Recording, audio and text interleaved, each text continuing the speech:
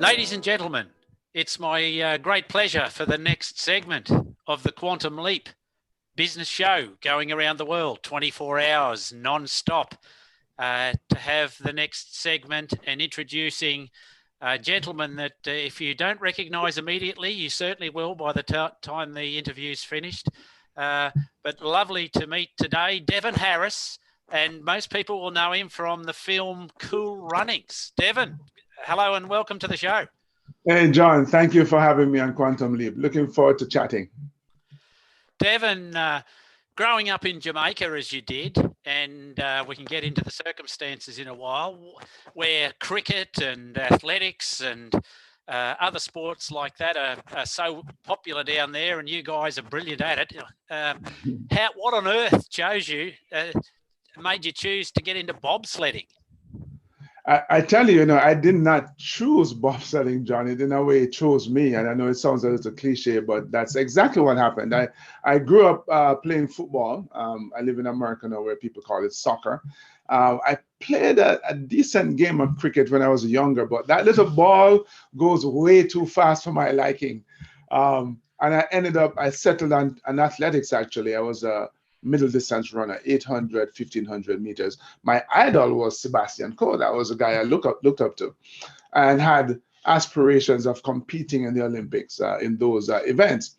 Now, fast forward, I'm a young officer in the Jamaica Defense Force, and two Americans came up with the idea to start a bobsled team. Couldn't get guys on our summer team to do it. They came to the Army looking for athletes, and my colonel suggested that I tried out for the team. You know how that goes when a colonel makes a suggestion to a young lieutenant. He thought he'd send his young fit officer to go try out for the team. I know that I was going to the team trials. I mean, the way I'm wired, I'm not just going to go to participate. I want to make the team. Here was an opportunity for me to fulfill a lifelong dream, representing my country at the Olympic Games. And so I went all out, and I guess they liked my smile and they selected me. But what a brilliant story, and we'll develop that. Devon, a lot of people who are particularly in the UK will know of a gentleman called John Barnes who played for Liverpool in England. And in fact, it was his father, Colonel Ken Barnes, was it not, that was that colonel you were talking about?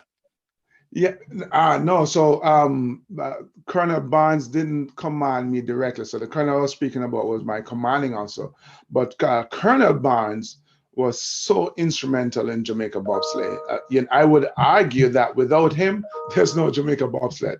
The guys the two Americans who came up with the idea came to him, and he was convinced. And I remember, after I got selected to the team, I still wasn't sure I was going to be allowed to travel and train with the team, because this is the Army and they would go, hey, no, duty. And I remember seeing the colonel and he goes, no, I already told your commanding officer that you're going. I think it's a wonderful opportunity. And if I were 20 years younger, I'd be pursuing it myself, and I felt a little relieved. But I was still unsure. I was never sure until I was actually on a plane going off bobsledding. So yeah, Colonel Barnes, man, were really instrumental in getting us going. Yep. So I know I'm going backwards in time a little bit, but this all came about because you attended Sandhurst here in the UK. Can you just share how that came to be? Well, as most of your listeners, viewers will know, Jamaica is part of the Commonwealth, right, of nations, and so our laws, our educational system, our military doctrine and discipline is based off the British system. And so, growing up, I always wanted to be an Army officer. And so, I went through the selection process in the Jamaica Defense Force. This is 1984, the end of 84. And, got selected, went through basic training there. And then the next step for me, fortunately, was Sandhurst. Interestingly enough, John, on this date back in 1985, I would have just been a few days into my Sandhurst experience. I started there on May 7th, 1985. A world away from what I'm accustomed to. Sandhurst being the most prestigious military training school in the world, and I'm coming from really a gritty, violent, scrappy inner city environment. The two couldn't have been different. Yep. And so what did attending such a prestigious establishment teach you, Devon? Well, I mean, there's so many layers to this, man. If you consider that, going to Sandhurst was the first time I was leaving Jamaica. First time I was, out of my country, and then just kind of soaking up that whole new experience of being in another country. Coming from a country where we're 98% black to being a platoon where I'm one of three black guys. But at the same time, wow, I'm actually on a path to realizing this dream of being an army officer. That's something that seemed, maybe a lifetime away. And then, learning about leadership and because I always, prior to Sandhurst, worried about my ability to lead. And going there and realizing that, oh no, you don't have to be born a leader, you can be trained to be a leader. They had something they call the functional approach to leadership. And I think that was code, John, for, hey, you're gonna walk everywhere. That's Yep. I think that's what that came down to be. But no, on a serious note, they really prepared me well. When I left there, I felt I had the tools to be a good army officer.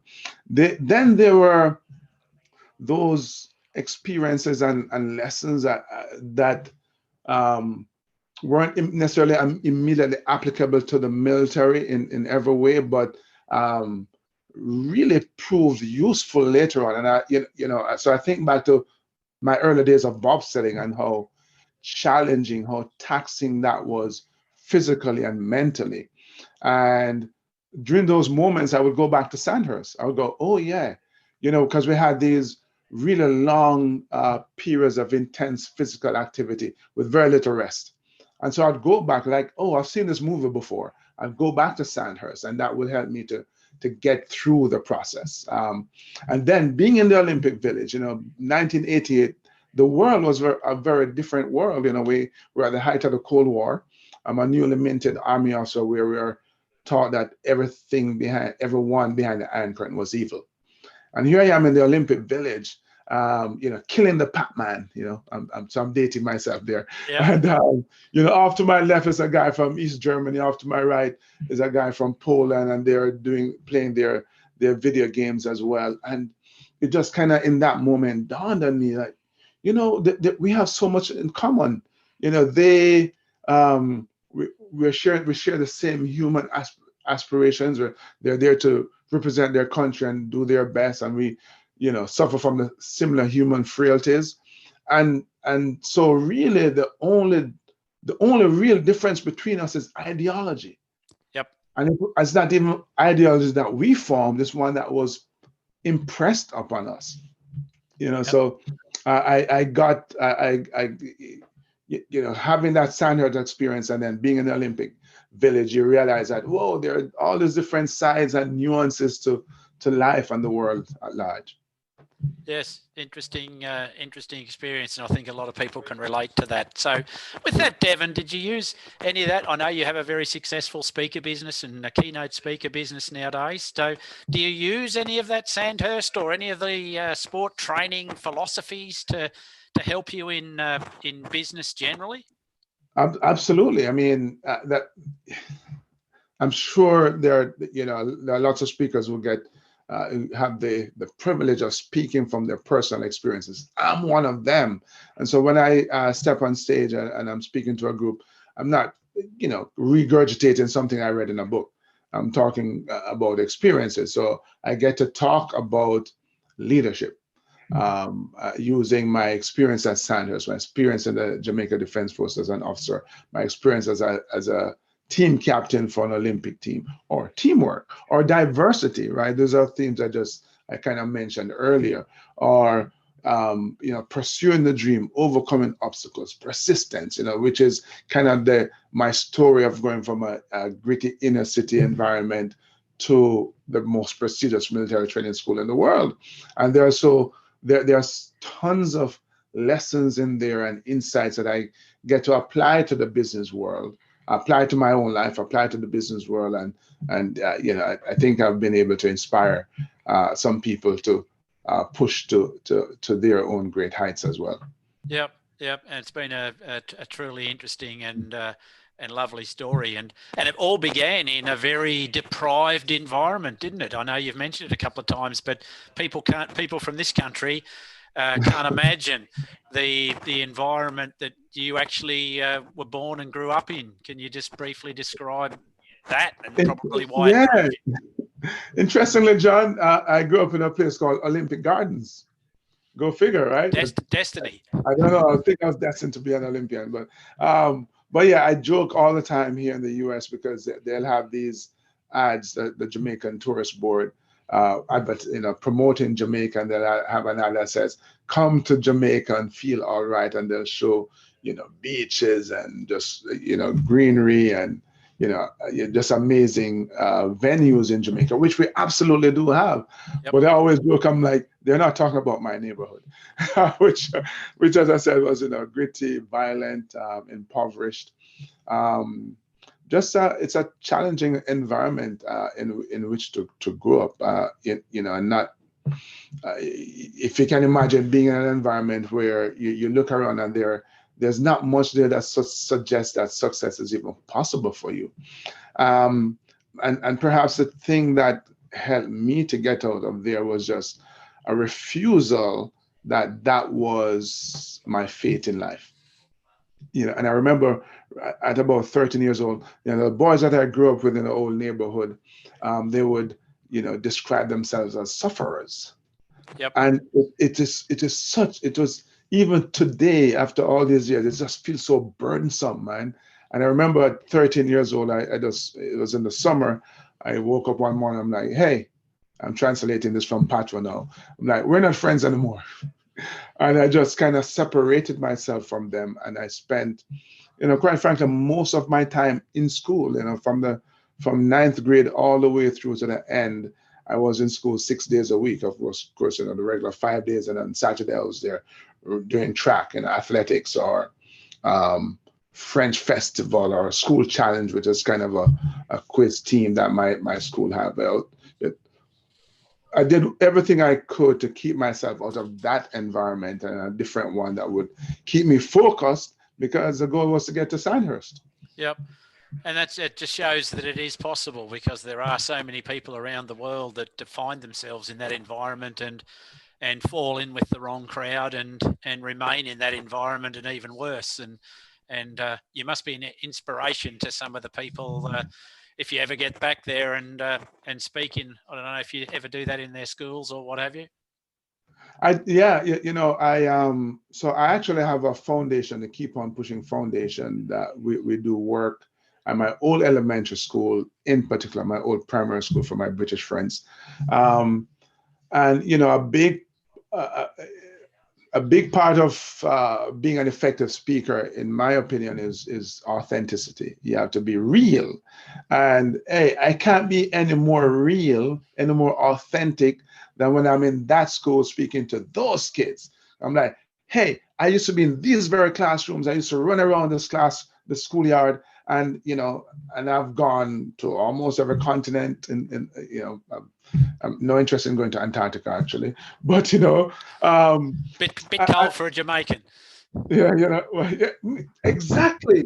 Plus, I like to be where other people are. There are not enough people out there. But I said to them, hey, I'm not trying to impress you with all of that. I'm trying to impress upon you that if I can do it, you can do it as well. And so it's wonderful to be able to go back and share in that way. Yeah, great story. So, Devon, your fame, as it were, was created with Cool Runnings, I guess, which came well after your feats. How did the Cool Runnings movie, and how did that all come about, and what part did you play in that? So there were two Americans who came up with the idea to start the bobsled team, George Fitch and William Maloney. George Fitch, after Calgary, just kind of took the bull by the horns, as they would say, and started shopping the idea around. Hey, let's make a movie about the Jamaican bobsled team. It took 5 years, the process. We actually spent a lot of time speaking with the writers about our experiences. And I remember them, quite frankly, taking copious notes. But I think, having seen the movie, after we left the room, they'd probably go, oh, what a load of bull. Let's write something entertaining. So yes, it went through that very long meandering process, went from, I think it was TriStar to eventually Disney. And like every 6 months they're filming, oh, they're not filming, until finally, I got a call and they go, hey, they're filming in Calgary. Would you like to go? And I'm like, of course. So I was on a set in Calgary. It's really cool to be on a Hollywood movie set. It's really flattering to be on a Hollywood movie set, watching them make a movie about a part of your life. So that was really cool. But in the end, that was kind of the extent to my participation. We told them our story. They wrote what they felt like, and I got to see them film a part of it. Yep. And it wasn't quite, I know the movie sometimes sort of tries, or people try and position it a little bit like the guy here, Eddie the Eagle, where he was hopelessly last. But you guys were really competitive. I think you were 7th on the push-off out of the list of all the people that have grown up in the snow. So you weren't just there for the making up the numbers, were you? Yeah, so you're absolutely right. We weren't just there to make up the numbers and to be these happy-go-lucky Jamaicans, although we're kind of cool, we're laid back. And the danger is that, well, not for us, for other people, is to take our laid-back demeanor as, to suggest that we're not serious. I talk about keep on pushing all the time, John, and part of that philosophy is figuring out how you're going to use your existing skill set and knowledge and experience in the new dynamic environment in which all of us live, to create or take advantage of new opportunities. And so when we got into sport, obviously we didn't have the knowledge or the experience or the funding or the equipment. So what did we have? Oh, we could run fast. We had speed, so although I was a middle distance runner, and so in Jamaica, it's all relative, right? So in Jamaica, I'm not a fast sprinter, but I'm sure somewhere else in the world, I'll be like, oh, the national hero in sprinting. Yeah. So I had some speed. And so from day one, that was our focus on working to our strengths. Yep. And so, yeah, sorry, go ahead. Yeah, and well, the movie had bits of the sled coming off and whatnot, but that wasn't true at all. Well, it was just made for the movie. No, that was very kind of them. It was really a Hollywood, a figment of Hollywood imagination. I mean, we did come off the hill, as I said, with the 7th fastest start time, and it was, it's kind of. It might sound counterintuitive, but we put the driver at a disadvantage with that fast start because he was never used to going down the track that fast. Yep. Right? We here's the thing: the movie suggested that we train with a 4-man team for the entire time that we're in bobsledding. In reality, we only started 4-man the week of the Olympic Games. Wow. Yeah. And so at the end of the week, we had the 7th fastest start time, and it was just too steep a learning curve for the driver in terms of handling the sled at that speed. Yep. Devon, you've written a couple of books out there for aspiring authors out there, which there'll be a few on this show. What's the number one thing that you used to get your thoughts on paper? It's a good question. You know what it is? It's simpler to put your thoughts on paper. I think we get caught up when we are writing about how it's going to sound. Is a grammar correct? Is the sentence correct? Construction right? Is the tense correct? All of that stuff. Or does it? And if you spend time focusing on that, you'll never write anything because you're trying to make it perfect. So I actually read this in a book about writing. Don't edit. Do not edit your writing when you're writing. Just write. And then because I promise you're going to find time to edit. And once you get the initial thoughts down and you're reading this thing over, you go, oh, there's a better way to say it. Here's a more powerful way to say it. Oh, I forgot this other idea that you get to add to it. So as a general rule in life that I teach, don't wait until everything is perfect to get started. Just start. And I've seen that so many times in sales and all sorts of different things where perfect never comes, and therefore you never start at all. Exactly. Devon, in 2018, you were honoured by the World Olympians Association by being inducted into the Olympian For Life project. Tell us a little bit about that, please. Yeah, that was interesting. I always thought I was an Olympian for life, and I was an Olympian, and I assume I would remain one until my last days.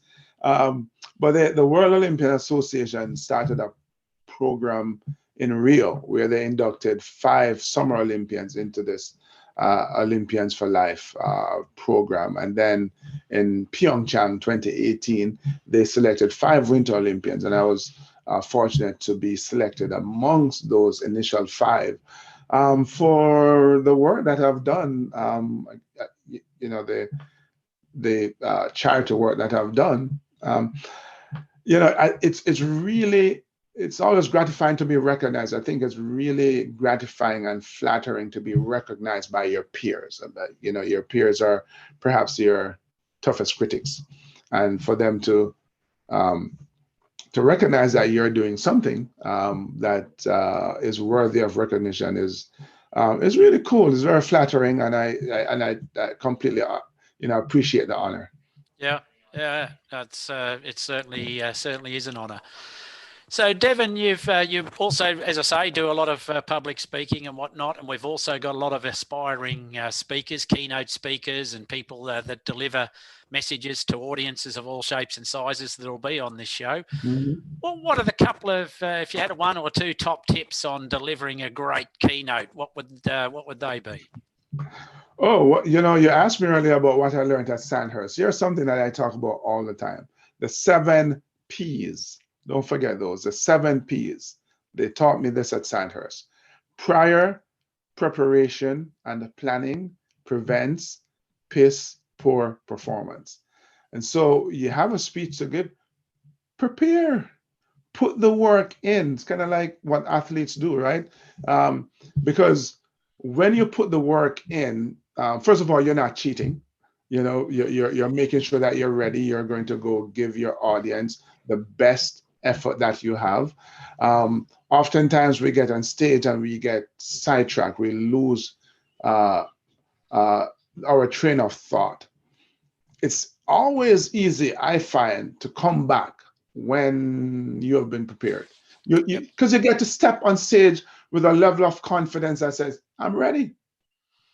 Right? I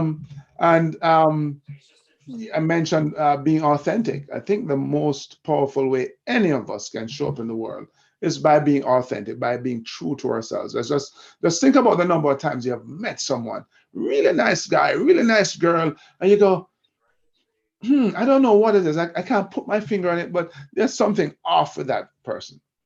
It's because they weren't being authentic, and we intuitively know that. And so when you step on stage, should you study other speakers? Absolutely. There's something to learn, but you have to figure out whatever those lessons are. You have to figure out how you're going to own that and be true to you. You do that, and I promise you'll be successful. Yep, wise words. Thank you for those. So, Devon, you must have met some very outstanding and interesting people over your career. Has anybody stood out as, wow, that was a person that I was really impressed with, or that was so interesting, it was unbelievable? Does anybody come to mind? Wow. Yeah, so it's kind of funny. I was just talking to my wife and my daughter last night about Prince Albert, who was a bobsledder, and they're like, Prince Albert? I'm like, of course. I'm like, yeah, and I call him Albert. That's his name, kind of thing. So Albert is real. I tell him he's the coolest prince I know, but I don't know that many. I was just speaking last week in Illinois with, and I shared the stage with Bonnie Blair, American speed skater. She's just one of the coolest persons, obviously accomplished, but humble and engaging and approachable, which I so admire that, right? And I tell her like she's one of my favorite persons ever. And then my really good friend as well, Scott Perzinski. Scott is, I'm like, when do you sleep? When do you sleep? Now, this dude is a or to use his term, or orbits first crossed path in Calgary. He failed to make the U.S. luge team, but he was there coaching a guy. He became an astronaut. He has flown to space, several times. Done many spacewalks. Then, as if that wasn't enough, he went and climbed Mount Everest. Right, he's the first man to go to space and climb Mount Everest. Just because it was there. Yes, and it's just like gone down in the bottom of the ocean and abseil or down into an active volcano, and he is amazing, man. He is amazing. Scott Perzinski, remember that name? Interesting. So, Devon, you'd be used to doing live events most of the time with flying all over the place, and COVID, like everybody else last year, has really devastated the events industry. So what little strategies have you used to keep active and keep everything flowing despite having been locked down and can't move about like you used to be able to? Yeah, I have to learn to do makeup. See, I'm kidding. Yeah, but it's a virtual world, But yeah, you see, I had to get a green screen and just learn to pivot a little bit. Learn to feel comfortable speaking in a camera, because that was a challenge, man. I think for perhaps for most of us, there's nothing like having an audience and getting the energy and feeling the energy. Right now, we're having this conversation, and later this evening, I'm actually doing a virtual presentation from here. And so that's what I've been doing. Things are opening up a little bit now. So I did my first in-person last week, and with a couple of others coming up. So looking forward to that. Yeah. So I've had a couple of guests on the show that I were associated with the sporting teams that I played with over the years, and it's amazing how some of those connections hold true 30 and 40 years later. Do you ever keep up with the boys that were on the team or the teams with you? And if so, do you catch up or shoot the breeze or do business with each other today? Yeah, I don't know about shooting the breeze per se, but we're loosely in touch. So a number of years ago, I was actually very still heavily involved with Jamaica bobsled. So Chris Stokes and Dudley Stokes were still involved. I was in touch with them, fairly regularly. Michael White, who he lives on Long Island, New York. He and I, we text and we call each other occasionally. We spoke earlier this week. And so whenever there is, invariably, the team will be asked to do a promotional event, and so we'll use those opportunities to catch up in person. Yep, cool. Go as far as you can and see, and when you get there, you'll see further. Tell us about that. Yeah, go as far as you can see. When you get there, you'll see further. If you just kind of imagine that there's this huge goal that you have that you like to achieve, and it like I said, it's like a world away, kind of like when I'm in the middle of Olympic Gardens dreaming about being an army officer and going to Sandhurst, and you're thinking to yourself, oh my God, if I could just achieve this, I would not want anything more. And then you get there, and you go, wow, there's all that there that's out there too, and so 50 years ago, if you had asked me, 45 years ago, what I've been doing now, I tell you, I'd be in the army still. But then I got there, and then next thing I know, I'm doing this little thing they call bobsledding, and I'm seeing so much more that's out there in the world. I'm like, well, I want some of that. And so that's my encouragement. That's my challenge to everyone, to push yourself and go as far as you can possibly go, accomplish as much as you can possibly accomplish, because you're going to see more things that you can accomplish. Yeah. So Devon, you're based nowadays in New York. What's it like living in the Big Apple, and what opportunities does that present or challenges?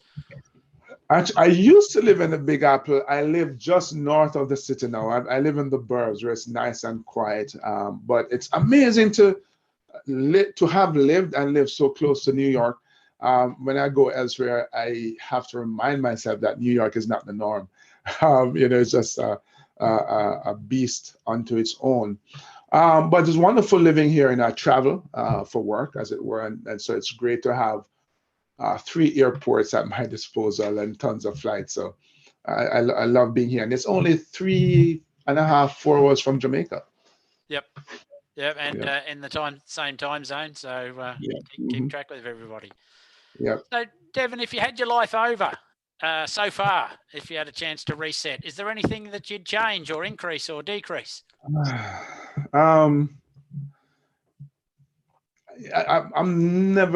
always never sure to answer this, because the good times were great, the bad times were not so wonderful, but they prepared you, right?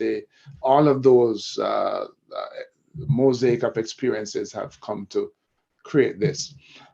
If I had to choose one thing, and I speak about this every now and again, it's probably I would pause to smell the roses a little bit more. I was too focused on getting to the next stop without fully enjoying the journey. And I think that's an important part of the process. Working hard, being focused, but finding a way to enjoy the journey as well. Yeah, good words. I'd refer to that as celebrating your success. So take your time. We have a BBX beer here on a Friday, so we celebrate what we did during the week. It's only a little thing. Yeah. Have a couple of beers at the end of the week, and that just resets over the weekend for the next week. Absolutely, I agree. Devon, what's next on your horizon? You must. What exciting things that you've got running around? You got books, or you got events, or you got some fantastic shows, or what's going on? Well, the first thing is to kind of get out of here and go see the world again. I got my COVID shots, so I am armed, literally and figuratively. Not dangerous though. That's just ready to go. But yeah, started growing the speaking some more. I have some business opportunities that are on the horizon that I'm exploring, and I have I'm sure I have a book or two in me left that I need to, as I advised the writers, aspiring writers earlier, to just put on paper. Yep. All right, that's brilliant. Devon, it's been an absolute pleasure to have you on the show, sharing your thoughts and your journey, which is fascinating. And I'm sure there'll be some people out there take away a couple of little gems that they can go and use in their business or in their life as they're living it now. So, Devon Harris, it's been an absolute joy and pleasure to have you on the show. And thank you very much for your contribution and your time and thoughts with us. John, thank you for having me. Thanks for the opportunity to serve in this way. Much appreciated.